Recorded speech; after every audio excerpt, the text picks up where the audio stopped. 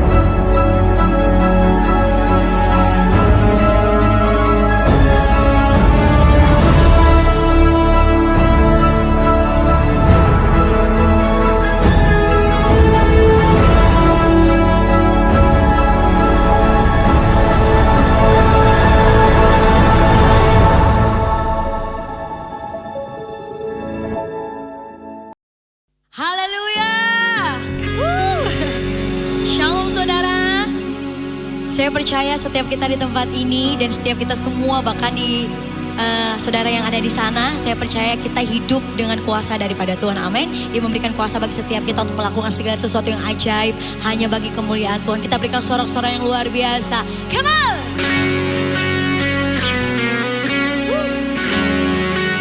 Kami punya setiap pujian ada kuasa Tuhan, dan kami mau nyanyikan pujian ini dengan iman kami, karena kami percaya di dalam-Mu.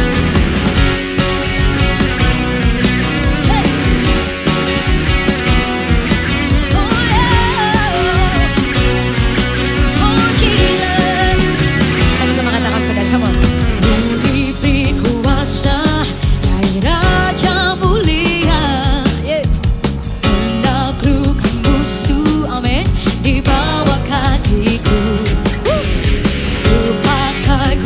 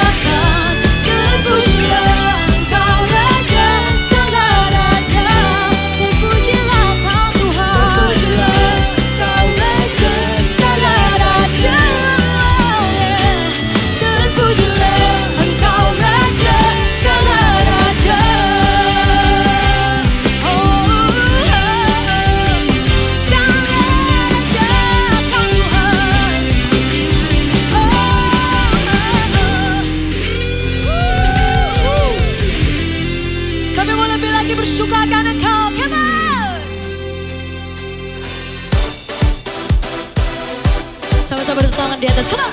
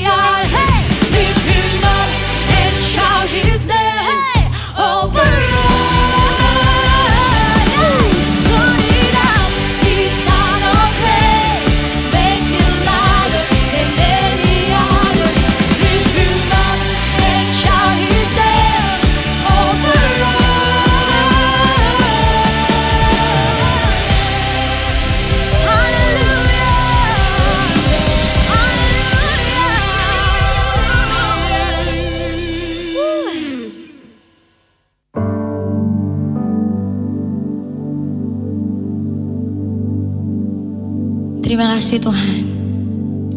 Kami bersyukur buat hari ini, karena kami tahu gak ada kebetulan di dalam Tuhan. Hari ini kami mau memuji Engkau lebih lagi dari hati kami.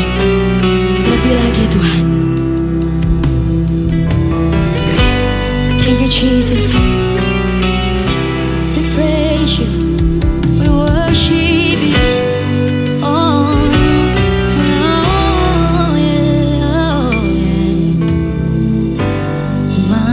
Jesus, my Savior, Lord, there is none like you. All of my day, I want to praise the wonder of your mighty love. Amen, God. Come on, sing. My comfort,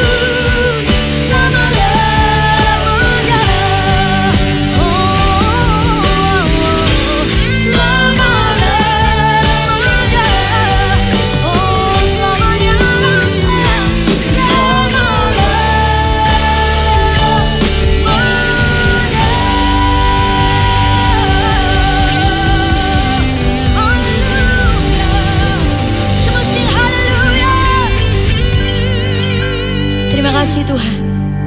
Terima kasih Yesus. Bagimu segala pujian, hormat, dan kuasa. Dan kami percaya Tuhan hanya di dalam nama Tuhan Yesus yang percaya akan sama-sama. Amin. Shalom Bapak Ibu, senang sekali bertemu kembali di ibadah online House of Joy pada hari ini. Saya tetap berdoa agar kita semua dalam keadaan sehat dan dalam keadaan baik-baik. Bapak Ibu, hari ini saya akan membawakan bagian yang kedua dari topik kita, The Spirit Leads. Hari ini kita akan belajar tentang apa yang memotivasi kita untuk berjalan dalam Roh. Pada saat kita belajar bagian yang kedua ini, yang harus kita pahami bahwa situasi kita berbeda-beda. Maka dari itu saya akan membawakan 4 poin yang merupakan perjalanan kerohanian untuk setiap kita semua dalam bertumbuh bersama dengan Kristus. Nah Bapak Ibu, poin yang pertama adalah apa yang membuat kita termotivasi untuk berjalan di dalam Roh. Yang pertama, karena semua manusia sudah jatuh di dalam dosa. Roma 3 ayat ke-23 dan 24 katakan, karena semua orang telah berbuat dosa dan telah kehilangan kemuliaan Allah, dan oleh kasih karunia telah dibenarkan dengan cuma-cuma karena penebusan dalam Kristus Yesus. Bapak Ibu, masalah dosa ini merupakan masalah yang paling dasar dari setiap kehidupan kita semua. Dan masalah dasar manusia ini tidak ada yang bisa diselesaikan oleh diri sendiri. Hanya dapat diselesaikan ketika kita berjalan bersama dengan Kristus yang tinggal dan diam di dalam kita. Pada saat saya belajar ini ada sebuah seminar, dan di dalam seminar itu mereka membagi masalah dasar ini menjadi 7 poin Bapak Ibu. Nah hari ini saya akan coba bawakan apa saja sih masalah dasar yang terbagi dalam 7 poin ini. Yang pertama adalah kebutuhan rasa aman. Nah Bapak Ibu, setiap manusia yang sudah jatuh di dalam dosa, maka akan muncul yaitu apa? Rasa takut. Maka dari itu dalam setiap kehidupan kita membutuhkan rasa aman. Yang kedua adalah kebutuhan akan pujian atau pengakuan. Nah, kita dapat melihat ini semua dalam Kejadian 3 ayat yang ke-10 sampai yang ke-14. Manusia membutuhkan pujian atau pengakuan Bapak Ibu. Karena dosa itu muncul rasa malu dari setiap kehidupan manusia. Ketika rasa malu itu muncul di dalam setiap masalah dasar manusia, maka dari itu ada sebuah kebutuhan, yaitu kebutuhan untuk pujian dan pengakuan. Yang ketiga, setiap manusia itu membutuhkan yang namanya pengampunan dan penerimaan. Karena manusia jatuh dalam dosa, muncullah dalam diri manusia itu rasa bersalah. Nah, ketika dosa yang memunculkan rasa bersalah ini, akhirnya kita sebagai manusia, kita membutuhkan pengampunan dan penerimaan. Yang keempat, Bapak Ibu, kebutuhan untuk dianggap benar. Karena dosa itu juga, maka muncullah di dalam diri manusia yaitu kecenderungan untuk menyalahkan orang lain. Sehingga dalam setiap kehidupan kita, Bapak Ibu, setiap manusia membutuhkan untuk dianggap benar. Dan yang kelima, kebutuhan untuk dicintai. Siapa yang tidak memerlukan kasih sayang? Siapa yang tidak mau untuk menerima kasih sayang? Tetapi Bapak Ibu, karena dosa, muncullah rasa tertolak dalam setiap kehidupan manusia. Maka dari itu kita semua membutuhkan rasa dicintai. Dan yang keenam, kebutuhan akan kuasa. Kenapa ini bisa muncul Bapak Ibu? Tentunya karena dosa. Dosa yang membuat kita diusir dari Taman Eden, membuat muncul rasa tidak berdaya. Maka dari itu perasaan tidak berdaya ini membangun sebuah kebutuhan dari dasar manusia, yaitu kebutuhan akan kuasa. Dan yang terakhir, yang ketujuh, kebutuhan akan rasa puas. Karena dosa itu Bapak Ibu, setiap kita mengalami perasaan yang kosong. Dan ketika perasaan kosong ini, kita membutuhkan rasa untuk puas. Nah, Bapak Ibu, ini 7 kebutuhan yang menjadi dasar dari setiap manusia ketika manusia sudah jatuh di dalam dosa. Dan 7 kebutuhan ini tidak bisa itu dirapikan, dibenarkan, diselesaikan oleh manusia sendiri. Kita perlu menyadari bahwa konflik suami istri, konflik orang tua dan anak, atau sebaliknya anak dengan orang tua, konflik rekan sekerja, konflik rekan bisnis, ataupun Bapak Ibu semua yang terjadi di dunia ini, perselingkuhan, kemudian ketergantungan obat, seks bebas, kemudian perzinahan, depresi, sakit jiwa, peperangan, semua Bapak Ibu, semua konflik ataupun permasalahan yang ada di dunia ini itu disebabkan oleh dosa yang menjadi dasar dari segala sesuatu kebutuhan manusia. Sehingga apa yang terjadi, kita membutuhkan sebuah peranan pribadi yang mengisi semuanya, merapikan semuanya. Kita perlu peranan dari sebuah pribadi yang memenuhi kebutuhan itu, dan pribadi itu bernama Kristus. Yang percaya katakan amin. Nah, Bapak Ibu, inilah poin pertama. Maka dari itu kita perlu memotivasi diri kita untuk berjalan di dalam Kristus yang tinggal, yang diam di dalam kita. Kita perlu memotivasi diri kita untuk terus berjalan di dalam Roh, karena hanya Dialah yang dapat menyelesaikan semua kebutuhan dasar manusia. Yang sampai sini mengerti katakan amin. Bapak Ibu, yang kedua, kita juga perlu mendapatkan sukacita Kristus. Pada saat itu saya bertanya kepada teman saya, apa sih yang memotivasi kamu untuk berjalan di dalam Roh? Teman saya dengan jawaban singkat dia katakan, saya butuh ketenangan, saya butuh damai, saya butuh sukacita. Jadi Bapak Ibu, yang kedua adalah kita, apa yang memotivasi kita untuk berjalan di dalam Roh? Kita mau mendapatkan sukacita Kristus. Bapak Ibu, kalau kita bicara tentang sukacita, dalam Yeremia 31 ayat yang ke-12 sampai yang ke-14, saya bacakan untuk Bapak Ibu semua. Mereka akan datang bersorak-sorak di atas bukit Sion. Muka mereka akan berseri-seri karena kebajikan Tuhan, karena gandum, anggur, dan minyak, karena anak-anak kambing domba dan lembu sapi. Hidup mereka akan seperti taman yang diairi baik-baik.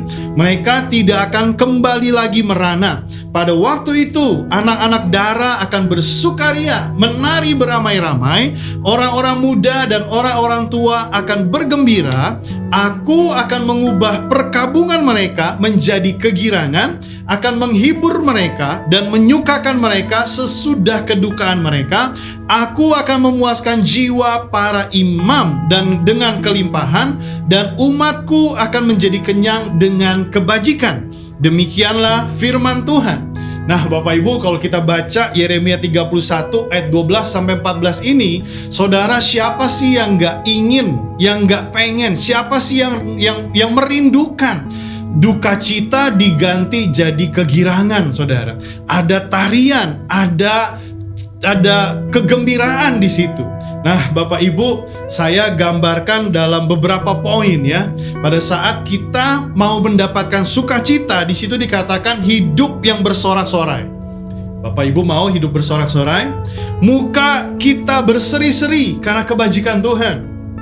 Hidup kita akan seperti taman yang diairi baik-baik. Kita tidak akan kembali lagi merana. Ibaratnya sebuah pohon itu selalu subur karena diairi oleh air dan selalu berbuah. Anak-anak dara akan bersukaria, menari beramai-ramai. Orang muda, orang tua akan bergembira. Apakah Bapak Ibu mau di rumah Bapak Ibu ada tawa, ada canda, mulai dari anak-anak sampai opa, sampai oma? Kita akan mendapatkan kegirangan. Bahkan dikatakan memuaskan jiwa para imam dengan kelimpahan.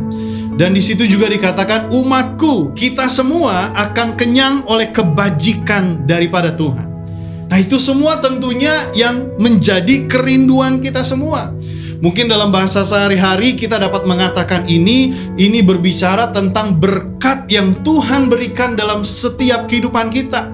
Kita ingin diberkati, kita ingin sehat, kita ingin hidup tenang, kita ingin punya damai sejahtera dalam kehidupan kita. Kita ingin punya sukacita. Bahkan kita ingin hidup kudus, kita ingin hidup benar, kita ingin menerima pengampunan daripada Tuhan. Kita nggak mau masuk neraka, kita mau masuk sorga.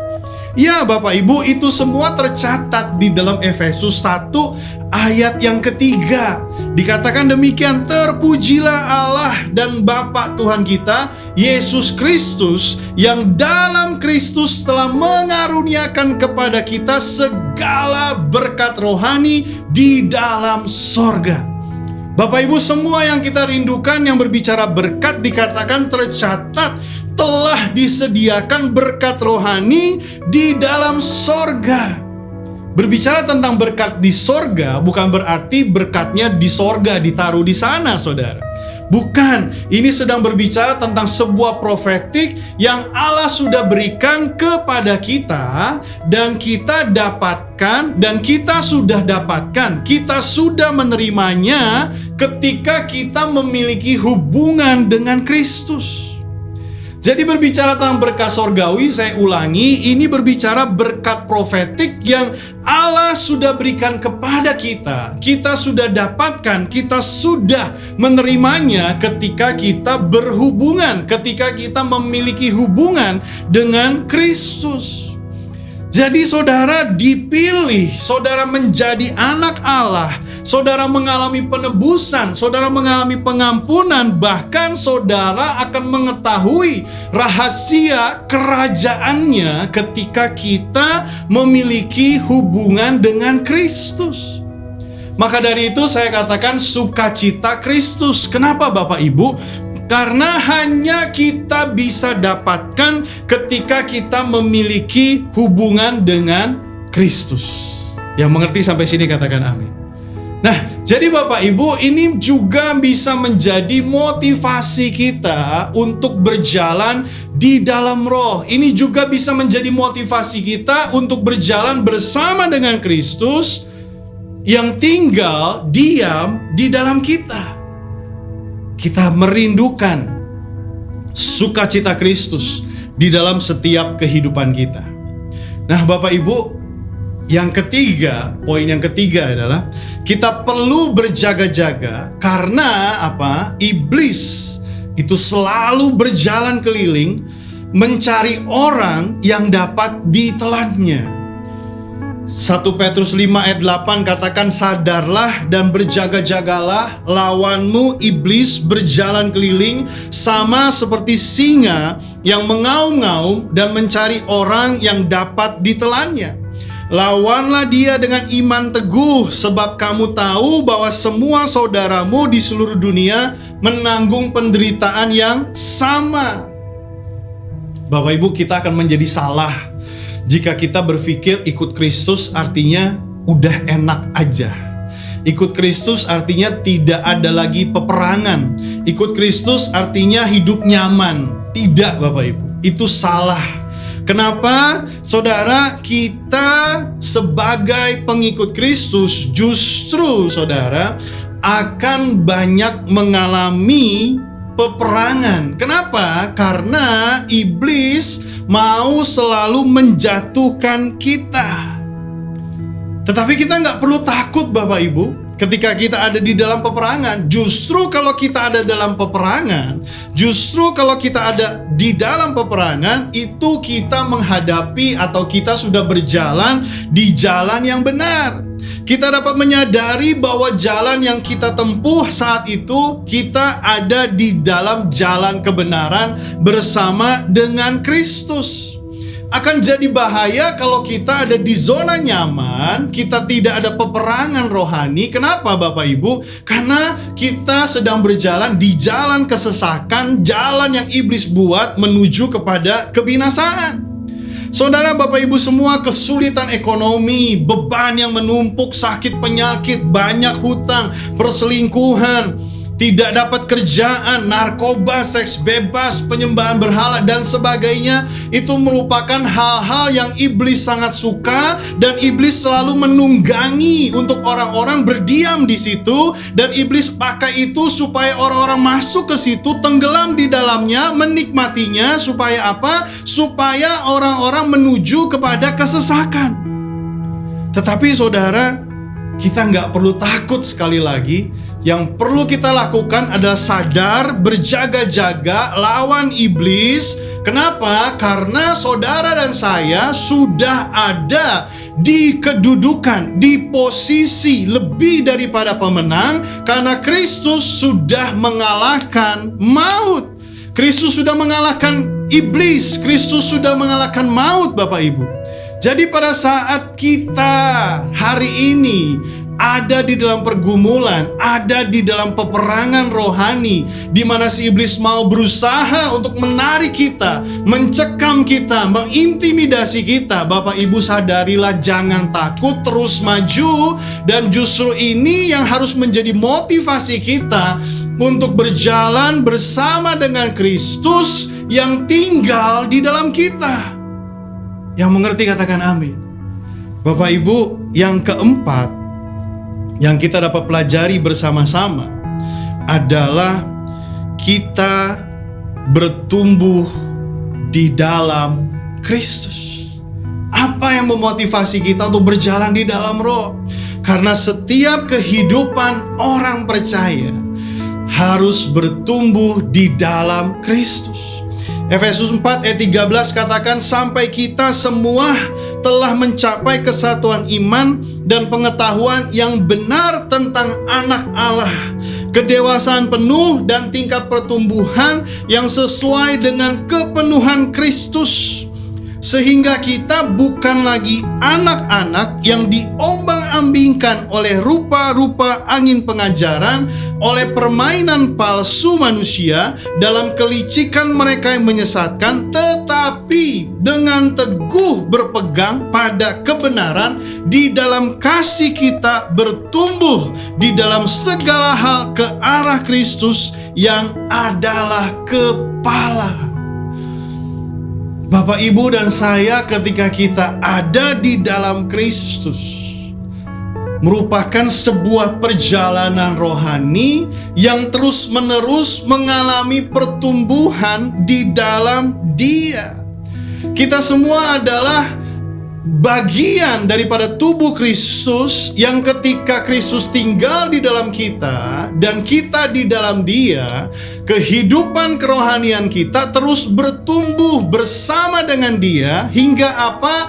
Kita dapat menjadi teladan, kita dapat mencerminkan, kita dapat menjadi saksinya Kristus. Ingat baik-baik Bapak Ibu, kita dipanggil, kita dipilih bukan hanya untuk diri kita sendiri, tetapi kita dipanggil, kita dipilih untuk menjadi saksi bagi orang lain, menjadi berkat bagi orang lain, hingga mereka yang belum melihat Kristus, mereka dapat melihat Kristus di dalam kita. Kita yang telah menerima kasih karunia yang telah Dia berikan lewat anugerahnya yang kita terima dalam iman, kita harus dapat membagikan, kita harus memiliki kerinduan untuk membagikan kasih karunia itu kepada orang lain yang belum melihat dan belum memilikinya. Kenapa? Karena ada begitu banyak orang yang di luar sana yang tersesat, dan begitu banyak orang di luar sana yang merindukan agar hidupnya dipulihkan. Bapak Ibu, inilah yang menjadi motivasi kita untuk berjalan bersama dengan Kristus yang tinggal, yang diam di dalam kita. Inilah yang menjadi motivasi kita untuk berjalan di dalam Roh. Karena hanya dengan berjalan bersama dengan Kristus yang tinggal di dalam kita, maka kita akan menjadi orang percaya yang bertumbuh dan dapat menghasilkan buah. Yang mengerti katakan amin. Jadi Bapak Ibu, hari ini kita belajar bersama-sama bahwa ada begitu banyak motivasi pada saat orang mengikut Kristus. Tetapi ketika kita memahami 4 poin ini yang merupakan sebuah perjalanan bersama dengan Kristus, setidak-tidaknya akan menjadi sebuah pagar hingga pada saat kita mengikut Kristus, pada saat kita mau berjalan di dalam Kristus yang tinggal di dalam kita, kita tidak keluar dari kebenaran. Kita tidak keluar dari apa yang kebenaran katakan. Banyak orang di luar sana mencari atau mengikut Kristus karena berkat, karena uang, karena ingin jadi kaya, karena ingin jadi sukses, karena banyak sebabnya Bapak Ibu. Sehingga apa yang terjadi? Sehingga mereka mengikut Kristus, mau berjalan di dalam roh untuk kebutuhan pribadi. Tetapi ketika kita belajar bersama-sama tentang motivasi, apa yang memotivasi kita untuk berjalan bersama dengan Kristus yang tinggal di dalam kita, saudara, ini menjadi sebuah pagar untuk kita semua, bahwa segala sesuatu yang kita butuhkan, kita perlukan, sudah Dia berikan di dalam Kristus. Yang mengerti katakan amin. Nah Bapak Ibu, hari ini saya sampai di sini. Kita akan lanjut di minggu depan, bagaimana kita berjalan di dalam Kristus.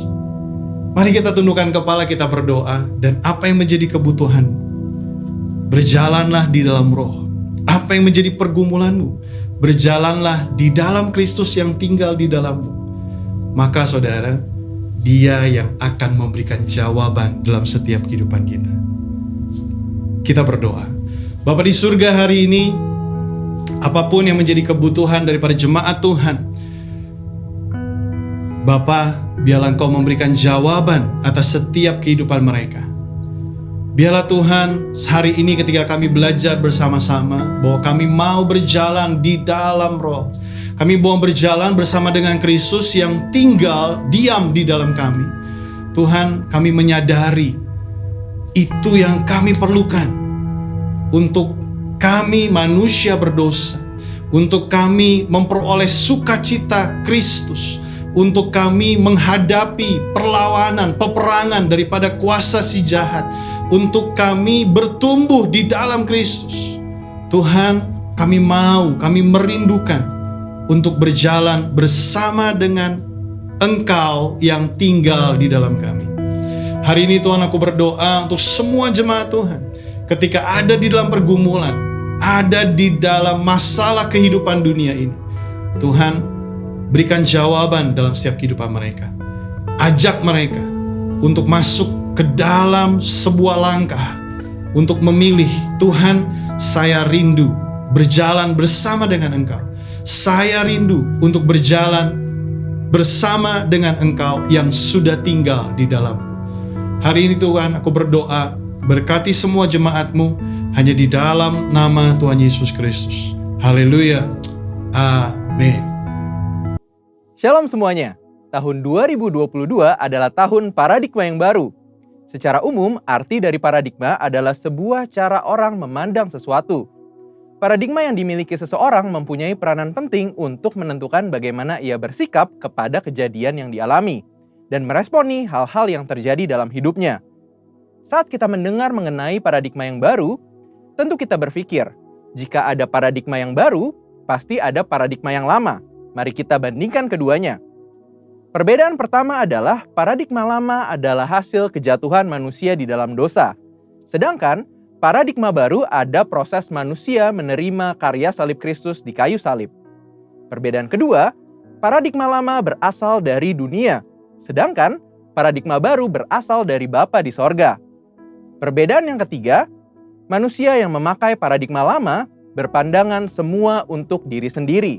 Sedangkan orang percaya yang memakai paradigma yang baru mempunyai fokus untuk menyenangkan Tuhan. Perbedaan yang keempat, tujuan dari manusia yang memakai paradigma lama hanya semata-mata ingin dihormati dunia. Di sisi lain, orang percaya yang memakai pandangan yang baru mempunyai tujuan untuk membawa penghormatan hanya kepada Tuhan. Perbedaan yang terakhir, manusia yang memakai paradigma lama melakukan hal-hal baik hanya supaya tidak masuk neraka dan takut tidak diberkati. Di sisi lain, orang yang percaya yang memakai paradigma baru mempunyai motivasi untuk berbuat baik karena mereka sudah diselamatkan oleh Tuhan dan melakukannya dengan sukacita karena mereka mengasihi Tuhan. Jadi, setelah kita mengetahui perbandingan antara paradigma lama dengan paradigma baru di dalam Tuhan, tentu kita ingin hidup di dalam paradigma baru. Pertanyaannya, bagaimana kita bisa hidup dalam paradigma yang baru di dalam Tuhan? Yuk kita lihat contoh dari seorang bernama Zakheus. Zakheus adalah seorang pemungut cukai yang hidup di kota Yeriko, di mana pada zaman itu pemungut cukai dipandang hina karena dianggap melakukan pemerasan. Namun suatu kali, saat mendengar Yesus datang ke kotanya, dia memanjat sebuah pohon supaya bisa melihat Yesus. Perjumpaan dengan Yesus terjadi saat itu. Setelah bertemu dengan Tuhan Yesus, paradigmanya berubah. Tukang peras ini seketika menjadi murah hati. Saat itu juga dia berkata bahwa setengah harta miliknya akan diberikan kepada orang miskin. Dan jika ada yang pernah diperasnya, akan dikembalikan 4 kali lipat. Perubahan paradigma hanya bisa terjadi saat kita berjumpa secara pribadi dengan Tuhan Yesus. Kita tidak mampu dengan kekuatan kita sendiri. Bagaimana kita bisa mengalami perjumpaan dengan Dia? Pertama, tentu kita harus mengalami kelahiran baru. Apa itu kelahiran baru? Waktu kita mengakui dosa-dosa kita, menerima karya Tuhan Yesus yang mati di atas kayu salib untuk setiap kita, kemudian mengundang Tuhan Yesus untuk masuk ke dalam hati kita sebagai Tuhan dan Juru Selamat kita pribadi, dikatakan bahwa kita mengalami satu proses kelahiran baru yang supranatural. Firman Tuhan katakan bahwa orang-orang yang percaya dan menerima Tuhan Yesus diberikan kuasa untuk menjadi anak-anak Allah. Di samping itu, Tuhan Yesus mengatakan sebelum Dia naik ke surga bahwa kita tidak ditinggalkannya sendiri. Dia menjanjikan seorang penolong, yaitu Roh Kudus. Roh Kudus yang dicurahkan pada hari Pentakosta 2000 tahun yang lalu, kini ada bersama dengan kita. Bahkan sesuai dengan yang disampaikan oleh Gembala Pembina kita Pak Niko, bahwa kita sedang dalam masa Pentakosta yang ketiga, di mana Roh Kudus sedang dicurahkan dengan dahsyat, yang akan membangkitkan generasi Yeremia yang mencintai Tuhan Yesus dan menghasilkan penuaian jiwa yang terbesar dan yang terakhir. Roh Kuduslah yang akan memberikan kuasa kepada setiap kita untuk mengalami perubahan paradigma. Seperti yang dikatakan oleh Rasul Paulus, supaya kita tidak menjadi serupa dengan dunia ini, tetapi berubah dalam pembaharuan budi sehingga kita dapat mengetahui kehendak Allah, apa yang baik, yang berkenan kepada Allah, dan yang sempurna. Inilah paradigma yang baru itu. Namun, selain kita mengalami perubahan paradigma karena menerima anugerah keselamatan di dalam Tuhan Yesus dan pertolongan Roh Kudus, kita juga perlu berusaha untuk tidak menjadi serupa dengan dunia ini. Hal penting yang harus kita ingat adalah kita hidup di dunia ini hanya sementara. Firman Tuhan katakan, dunia ini sedang lenyap dengan segala keinginannya, tetapi orang yang melakukan kehendak Allah tetap ada untuk selama-lamanya. Biarlah kita fokus kepada kekekalan dan hidup selalu untuk melakukan kehendak Allah. Satu lagi, kita mengalami perubahan paradigma saat kita membaca firman Tuhan atau Alkitab. Membaca Alkitab dengan tekun akan merubah cara pandang kita menjadi sesuai dengan kehendak Allah. Karena di dalam Alkitablah dituliskan semua kehendak Allah bagi setiap kita.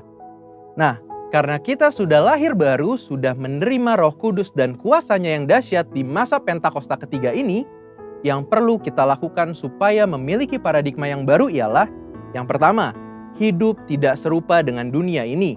Yang kedua, tekun membaca dan mempelajari Alkitab. Dan yang ketiga, ikuti tuntunan Roh Kudus setiap hari. Mari kita hidup dalam paradigma yang baru dengan sukacita karena Tuhan Yesus sungguh mengasihi setiap kita. Untuk artikel lengkapnya dari tim teologi kami, silahkan klik link yang ada di atas atau scan QR Code yang tersedia. Tuhan Yesus memberkati.